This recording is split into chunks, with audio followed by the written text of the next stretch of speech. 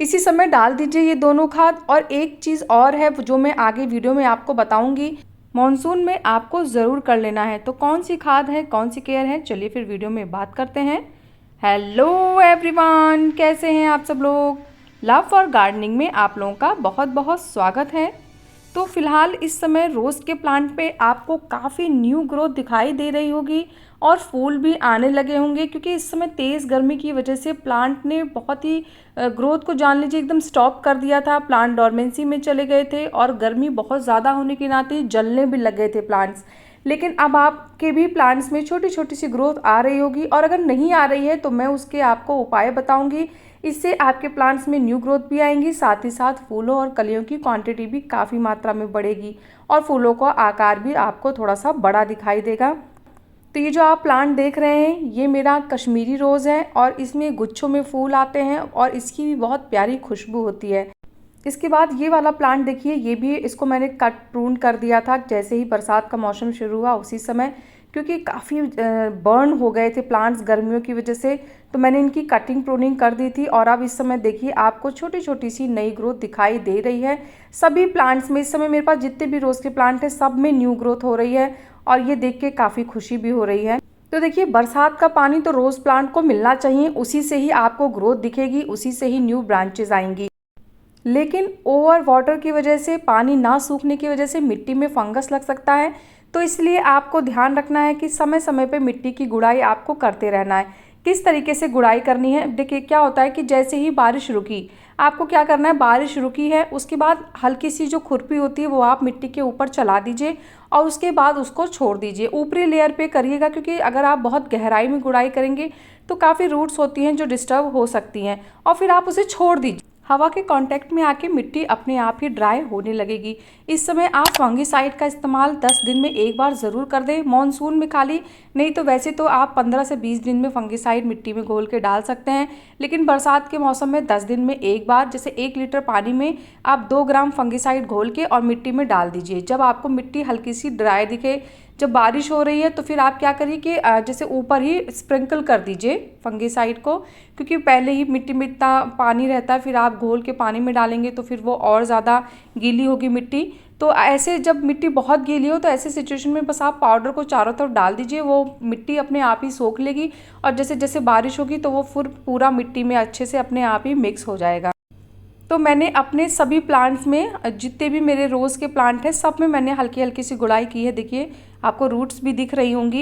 ये होता है बारिश का मौसम, उसका असर। मैंने क्या किया था, जैसे ही मानसून शुरू हुआ था 1-2 दिन मतलब अच्छी बारिश हुई, मेरे प्लांट्स काफ़ी ठंडे हो गए, माहौल काफ़ी ठंडा था। तो फिर मैंने क्या किया कि मैंने 4 से 5 दाने डीएपी के अपने सभी रोज़ के प्लांट में डाल दिए थे और उसमें आधा चम्मच मैंने सीवीड भी डाल दिया था। सीवीड के जो ग्रैनुअल्स होते हैं, तो अगर आप ये जैसे, या फिर जाइम है, ये दोनों में से कोई भी आप डाल सकते हैं।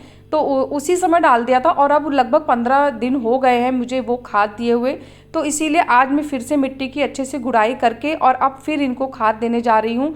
तो 15 दिन से जो उनकी ग्रोथ हुई, तो देखिए डीएपी का क्या काम होता है। डीएपी का मेन चीज़ होता है उसमें 18% नाइट्रोजन होता है और 46% उसमें फॉस्फोरस होता है। तो फॉस्फोरस का जो बेसिकली काम होता है वो होता है रूट्स को अच्छे से और तेज़ी से डेवलप करना, और नाइट्रोजन का काम होता है न्यू शूट्स को निकालना। साथ ही साथ बारिश का मौसम था तो उससे भी प्लांट्स की ग्रोथ काफ़ी अच्छी होने लगी। और अब 15 दिन हो गए हैं तो अब हमें फिर से एक खाद अपने प्लांट को देनी होगी, जिससे उनकी ग्रोथ में और तेज़ी से विकास हो।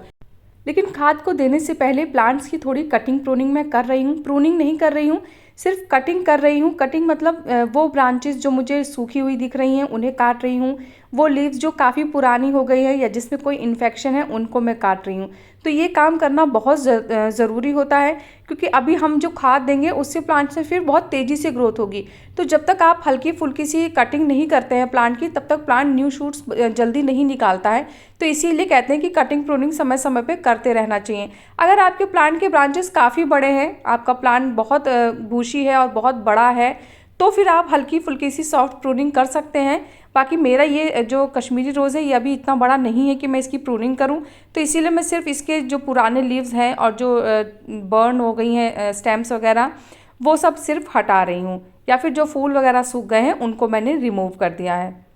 तो ये काम आप 15-20 दिन में एक बार ज़रूर कर दिया करें, ये बहुत ज़रूरी होता है। इससे जो एक्स्ट्रा लीव्स होती हैं वो भी हटती है, साथ ही साथ जो प्लांट का खाना होता है वो वेस्ट नहीं जाता है। चलिए अब खाद की बात कर लेते हैं कि मैंने 15 दिन पहले जो खाद दी थी वो तो आप लोगों को बता ही दी है। अब इस समय जो खाद देनी है, चलिए इसके बारे में बात करते हैं। तो मैंने क्या किया है, मिट्टी की गुड़ाई करके सारी मिट्टी को स्टेम के नज़दीक कर दिया है और किनारे गमले के एक सर्कल दिया है। देखिए कोई भी खाद जब हम दें तो स्टेम के नज़दीक नहीं देना चाहिए। जब भी खाद दें तो गमले के किनारे किनारे दें, एक रिंग बना लीजिए और उसी के अंदर फिर आप खाद दीजिए। तो सबसे पहले जो खाद आप देख रहे हैं ये पोटैश है, ये ऑर्गेनिक पोटैश है। और अगर आप इसे ख़रीदना चाहते हैं तो अमेज़ॉन पे, फ्लिपकार्ट पे बहुत आसानी से मिल जाता है। अभी आगे मैं इसका पैकेट आपको दिखा दूंगी कि ये कौन सा वाला है। हालांकि आप कोई भी ले सकते हैं। ऑर्गेनिक पोटैश करके अगर आप डालेंगे ना तो आपको बहुत सारे ऑप्शन मिल जाएंगे। इसके बाद दूसरा जो है ये है कैल्शियम नाइट्रेट। और कैल्शियम नाइट्रेट से आप समझ ही गए होंगे इसमें कैल्शियम पाया जाता है। और कैल्शियम का क्या काम होता है वो भी मैं अभी आगे वीडियो में आपको बताऊंगी। अभी फ़िलहाल मैं आपको दिखा रही हूँ कि ये 2 खाद मेन है, बाकी 2 खाद मैं और दूंगी और वो भी आपको वीडियो में शेयर करूँगी आपके साथ। तो देखिए अब देना कितना है, तो सबसे पहले हम ऑर्गेनिक पोटैश की बात कर लेते हैं। तो ये मैंने यहाँ पे लगभग आधा चम्मच डाल दिया है। तो आधा चम्मच आप 15 दिन में एक बार दे सकते हैं, या फिर अगर आप चाहें तो 1 चम्मच महीने में एक बार दे दीजिए, वो आपके ऊपर है। अगर आप 15 दिन में एक बार कर सकते हैं अपने प्लांट्स के साथ खाद वगैरह का काम, तो आप 15 दिन में दीजिए, नहीं तो आप 1 महीने में एक बार दे के और फ्री हो जाइए पूरे महीने के लिए। उसके बाद मैंने 1/4 चम्मच यहाँ पे कैल्शियम नाइट्रेट लिया है और इसको भी मैंने एज इट इज़ गमले के चारों तरफ बिखेर दिया है। इसके बाद फिर मैंने लगभग 1 चम्मच ही नीम की खली का इस्तेमाल किया है। जो नीम की खली होती है वो प्लांट्स में कीड़े मकोड़ों को दूर रखती है और माइक्रोन्यूट्रिएंट्स इसमें बहुत ज़्यादा मात्रा में पाए जाते हैं। इससे मिट्टी में फंगस भी नहीं लगता है। तो नीम का खली तो बरसात में आपको 15 दिन में एक बार आधा चम्मच ज़रूर दे देना चाहिए, नहीं तो महीने में 1 चम्मच आप एक बार ज़रूर डाल दें। उसके बाद मैंने यहाँ पे 2 मुट्ठी वर्मी कंपोस्ट लिया है। वर्मी कंपोस्ट भी इसलिए दिया है क्योंकि इसमें भी नाइट्रोजन और फास्फोरस, पोटेशियम तीनों ही पाया जाता है। थोड़ी थोड़ी मात्रा में इसमें पोटेशियम और फास्फोरस होता है और काफ़ी मात्रा में इसमें नाइट्रोजन पाया जाता है। तो प्लांट की न्यू ग्रोथ के लिए काफ़ी अच्छा होता है ये। तो इसको डालने से अब क्या होगा कि जो न्यू ब्रांचेज़ हैं वो बहुत तेज़ी से निकलेंगी। हाँ, मैं आपको बताती हूँ कि मैंने इसमें जो कैल्शियम नाइट्रेट डाला है उसका क्या काम है और पोटैश का क्या काम है। तो देखिए जो कैल्शियम नाइट्रेट होता है तो उसमें कैल्शियम है, तो प्लांट को वो काफ़ी स्ट्रॉन्ग बनाता है। साथ ही साथ जो प्लांट्स की जो नोट होती है ना, जहाँ से न्यू ग्रोथ आती है रोज़ के प्लांट की, तो उनको ना सॉफ्ट करता है। इससे क्या होता है कि न्यू नोट जो होती हैं वो बहुत सॉफ्ट हो जाती हैं और फिर वहाँ से जो ब्रांचेस होती हैं वो काफ़ी तेज़ी से और ईजिली निकल जाती हैं। और पोटैश से कलियाँ ज़्यादा आती हैं, फूलों के आकार बड़े होते हैं, प्लांट्स की इम्यूनिटी काफ़ी स्ट्रॉन्ग होती है और उससे भी प्लांट की ग्रोथ पे बहुत ही अच्छा असर पड़ता है। एक ज़रूरी चीज़ और है, बरसात में जैसे हर 15 दिन में एक बार आप अपने प्लांट को थोड़ा उसके स्पेस से हटा दीजिए। देखिए मैंने थोड़ा सा शिफ्ट कर दिया है प्लांट को अपनी ही जगह से। ये देखिए जैसे यहाँ पे मेरा प्लांट था और अब मैंने पॉट को थोड़ा सा आगे की तरफ सरका दिया है। इससे क्या होता है, देखिए क्या होता है कि बारिश के वजह से ना मिट्टी काफ़ी जमने लगती है, तो ये भी ड्रेनेज होल को स्टॉप कर सकता है। साथ ही साथ चींटियाँ लग जाती हैं और हमें पता भी नहीं चलता है और वो अंदर ही अंदर अपना पूरा घर बना लेती हैं, तो इससे भी प्लांट्स की जड़ें खराब होने लगती हैं और धीरे धीरे पूरा प्लांट खराब हो जाता है। तो साफ़ सफाई का विशेष ध्यान रखें, जो भी पुरानी लीव्स वगैरह हैं उनको भी रिमूव करते रहिए। और जैसे जितनी सफाई प्लांट के आसपास होगी उतनी ही ज़्यादा प्लांट की जो हेल्थ होगी वो भी काफ़ी अच्छी बनी रहेगी। ये देखिए ये ऑर्गेनिक पोटैश का पैकेट मैंने आपको दिखा दिया है। अगर आपको लेना है तो आप ये वाला भी ले सकते हैं, बाकी आप किसी भी ब्रांड का ले सकते हैं। यहाँ पे ब्रांड कोई विशेष मायने नहीं रखता है, पर मैं फ़िलहाल यही वाला यूज़ कर रही हूँ। इसके बाद मैं अपने सभी प्लांट्स को इसी तरीके से जो खाद मैंने भी आपको सामने दिखाई है वीडियो में, अपने सभी प्लांट को ये खाद दे दे रही हूँ।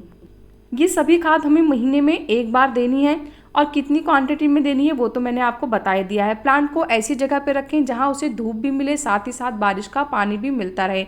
वेल ड्रेन सॉइल रहे प्लांट की। अगर पानी बहुत ज़्यादा टिक रहा है तो समय समय पे उस पानी को रिमूव करते रहें, मिट्टी की गुड़ाई करते रहें ताकि मिट्टी बहुत देर तक गीली ना रहे। 1 हफ्ते में एक बार आप इंसेक्टिसाइड का भी स्प्रे ज़रूर करें। नीम ऑयल का स्प्रे कर सकते हैं, नहीं तो कमांडो इंसेक्टिसाइड भी बहुत अच्छा रिजल्ट देता है। मैं मोस्टली प्लांट्स पे कमांडो इंसेक्टिसाइड और अपने जो वेजिटेबल के प्लांट्स होते हैं उन पे मैं नीम ऑयल का स्प्रे करती हूँ। तो आप भी दोनों में से कोई भी स्प्रे कर सकते हैं। ये देखिए गमले में जो काई जमी हुई आपको दिख रही होगी, तो गमले में अगर काई है तो कोई बात नहीं, जब तक बारिश का मौसम है इस तरीके से बना रहेगा। लेकिन अगर मिट्टी में काई जम रही है तो गुड़ाई कर देंगे तो उससे वो काई की जो प्रॉब्लम है वो हट जाएगी। जो प्लांट में सूखे फूल वगैरह हैं उनको भी समय समय पे रिमूव करते रहिएगा। तो सारी डिटेल सब कुछ बता दिया है मैंने। इसके बाद भी कोई क्वेश्चन कन्फ्यूज़न होगा तो आप कमेंट करिएगा। कैसा लगा मेरा आज का ये वीडियो मुझे ज़रूर बताइएगा। अगर आपको वीडियो पसंद आया है तो वीडियो को लाइक करिएगा, चैनल को सब्सक्राइब करिएगा और प्लांट से रिलेटेड अगर कोई भी क्वेश्चन आपके माइंड में है तो आप कमेंट के थ्रू मुझसे बात कर सकते हैं। मिलते हैं फिर नेक्स्ट वीडियो में, तब तक के लिए बाय, टेक केयर।